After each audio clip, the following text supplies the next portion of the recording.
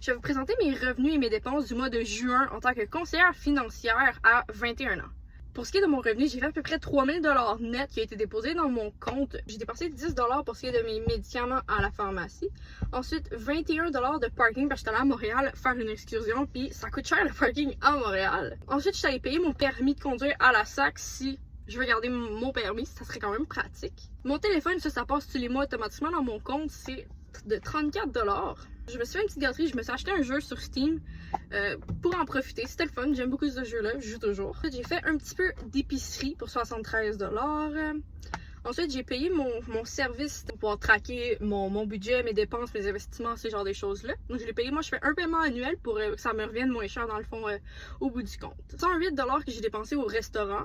Ça, c'est quand même assez élevé. J'essaie de garder ma limite, pas plus que 100 $, mais 108, je me sens pas trop mal pour ça ici.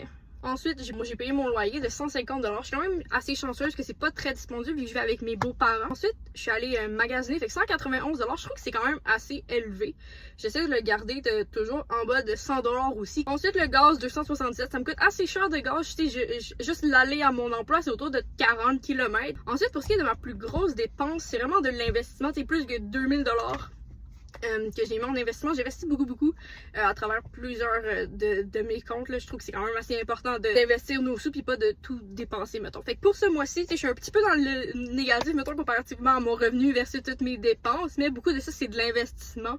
Puis il y avait des sous là, un petit peu plus qui traînaient, fait que j'ai investi un petit peu plus que ce que j'ai fait en revenu. Fait que c'est quand même un bon mois. Je trouve que c'est important d'être transparent à travers de nos revenus, nos dépenses, ce genre de choses-là. On n'en parle pas beaucoup, c'est très tabou.